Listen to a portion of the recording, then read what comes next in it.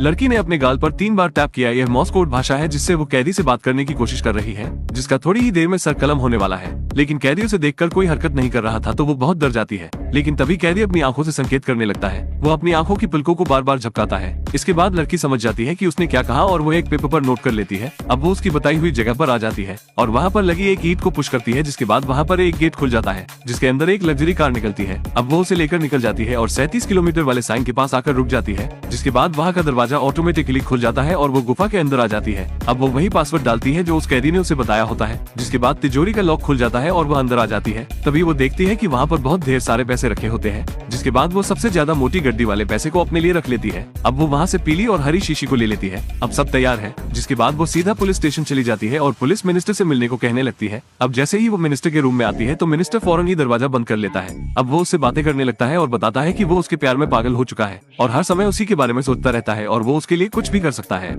लड़की के ऑफिस में आते ही मिनिस्टर दरवाजे को बंद कर लेता है और फिर उसे बताने लगता है कि वो उसके प्यार में कितना लट्टू है और वो उसके लिए कुछ भी कर सकता है, जिसे सुनकर लड़की मुस्कुराने लगती है। जिसके बाद लड़की अखबार को उठाती है, उसमें उसी कैदी को दिखाती है जिसका सर कलम होने वाला है। फिर उससे मिलने को कहने लगती है, जिसे सुनकर मिनिस्टर कहने लगता है कि वो कैदी तो बहुत बड़ा मुजरिम है, इसलिए उससे मिलाना थोड़ा कठिन होगा। जिसके बाद लड़की अपने हुस्न का जादू चलाने लगती है और मिनिस्टर को अपने प्यार में गिरा देती है। जिसके बाद मिनिस्टर उसे जाने के लिए हाँ बोल देता है, लेकिन वो ये भी कहता है कि वह भी साथ चलेगा और लड़की भी यही चाहती थी। अब दोनों पुलिस स्टेशन आ जाते हैं, जिसके बाद वार्डन उन दोनों से कुछ पूछताछ करते हैं तो मिनिस्टर उनसे कहता है कि वो कैदी से मिल सकते हैं कुछ पूछताछ करने के लिए। जिसके बाद कैदी को उनसे मिलाने के लिए लाया जाता है तो कैदी बिल्कुल इमोशनलेस होता है। अब तीनों लोगों को एक रूम में डालकर बंद कर दिया जाता है। जिसके बाद 3 घंटे होने के बाद रूम का दरवाजा खोल दिया जाता है। मिनिस्टर लड़की दोनों निकल जाते हैं मानो वहाँ कुछ हुआ ही ना हो। इधर कैदी भी उसी अवस्था में होता है जिस अवस्था में वो पहले था। अगले दिन कैदी जेल से बाहर लाया जाता है उसका सर कलम करने के लिए। फिर कॉलर काटकर उसे सर कलम करने वाली जगह पर उसका सर रख दिया जाता है। लेकिन कैदी फिर भी इमोशनलेस होता है, जिसे देखकर पुलिस वाले कहने लगते हैं बहुत ही हिम्मत वाला कैदी है। तभी वार्डन भी कहने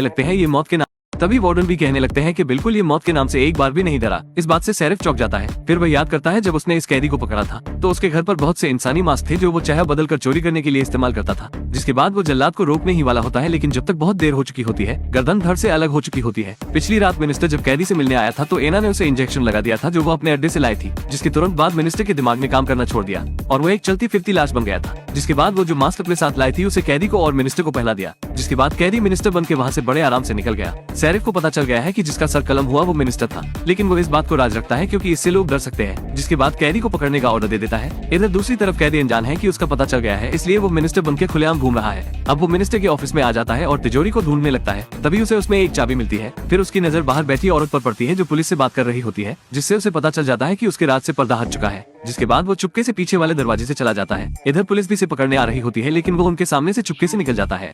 कैदी को पता लग जाता है कि उसके राज से पर्दा उठ चुका है, इसलिए वो पीछे वाले दरवाजे से पुलिस के सामने से छुपकर निकल जाता है। जिसके बाद एना आकर उसे पिकअप कर लेती है और वो वहाँ से भी भागने में कामयाब हो जाते हैं। अब समय आ गया है मिनिस्टर के चुराए हुए पैसे को चुराने का। सबसे पहले अपने आप को बैंक सुरक्षा प्रणाली के साथ परिचित कर लिया। एना ने खुद को एक महान महिला के रूप में पेश किया। फिर बैंक तिजोरी में अपनी 2 प्रसिद्ध पेंटिंग को संग्रहित किया। फिर आकस्मिक होने का नाटक किया। फिर बैंक संरचना के बारे में पूछताछ की। सिक्योरिटी हेड भी एक ईमानदार महिला है। उसने एना को सब कुछ विस्तार से बताया। इस बैंक के चारों तरफ स्टील की मोटी मोटी चादर लगी हुई है। छत और फर्श स्टील की सलाखों से घिरा हुआ है और स्टील के बीच एक जाल तार भी है दीवार और बाहरी दीवार पर। इसे जैसे ही कोई छूता है तो अलार्म ऑटोमेटिकली बजने लगता है। अलार्म बजने के बाद पुलिस 5 मिनट के भीतर आ जाएगी। तो इस तिजोरी को फूल प्रूफ कहा जा सकता है, यहाँ तक कि एक मक्खी भी यहाँ नहीं जा सकती है। लेकिन सिक्योरिटी हेड को उम्मीद नहीं है कि वह न केवल यह अमीर महिला एना है बल्कि उसकी प्रसिद्ध पेंटिंग भी एक लेजर टूल है। उस रात मैंने एना की प्रसिद्ध पेंटिंग को एक लेजर उत्सर्जित करते देखा। स्टील प्लेटों को तुरंत पिघलाया जाता है और काट दिया जाता है।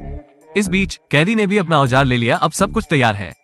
कैदी ने ड्रिल जैसे टूल से तिजोरी की दीवार को काट दिया और उसे बाहर निकाल लिया। अब आगे थी जाली जिसे छूने के बाद अलार्म फौरन बज जाएगा। कैदी बिल्कुल भी नहीं घबराता है। जिसके बाद वो बड़ा संभाल कर एक स्टील पाइप को जाली के अंदर डाल देता है। फिर वो कुछ बूंद एक्वा रेजिया की ताले पर डाल देता है जिससे लॉक पिघल जाता है। ये लॉक ड्रेनेज पाइप का था। जिसके बाद पाइप का सारा पानी बाहर निकलने लगता है। पानी इतना हो जाता है कि वो जाली तक आ जाता है। जिसके बाद अलार्म तुरंत बजने लगता है, जिसे सुनकर सिक्योरिटी वाले चेक करने लगते हैं तो उन्हें पता लगता है ये सिर्फ पानी होता है जो वाटर लीकेज की वजह से वहाँ पर आ गया होता है। ये सोचकर वो अलार्म को बंद कर देते हैं। जिसके बाद वो फायर ब्रिगेड को फोन कर देते हैं। फायर ब्रिगेड को आने में 5 मिनट लगेंगे, जिससे कैदी को काफी समय मिल जाता है चोरी को अंजाम देने के लिए। ये सब प्लान का हिस्सा है। अब बैंक की मैनेजर जब बैंक आ रही होती है तो एना पेड़ काटकर उसका रास्ता रोक लेती है, जिससे फायर ब्रिगेड वालों के पास तिजोरी की चाबी नहीं होगी और वो उसे खोल नहीं पाएंगे। सब कुछ प्लान के हिसाब से हो रहा है। लेकिन इधर पुलिस को भी पता लग जाए कि मरने वाले मिनिस्टर के पास बहुत पैसा था, इसलिए वो उस जगह को ढूंढने लगते हैं जहाँ उसने छुपाया होता है। और इधर तिजोरी में भी कुछ गड़बड़ हो रही होती है, तो उन्हें लगता है कि यह कोई इत्तेफाक नहीं हो सकता है। इसलिए वो पुलिस को बैंक के चारों ओर लगा देते हैं और कुछ पुलिस वालों को गटर के ऊपर नजर रखने के लिए कह देते हैं। अब जैसे ही पानी गेट के ऊपर होता है तो वहाँ की बिजली बंद हो जाती है, जिसके बाद वो अपने काम पर लग जाता है और थोड़ी देर में कैदी को मिनिस्टर का करोड़ों का खजाना मिल जाता है।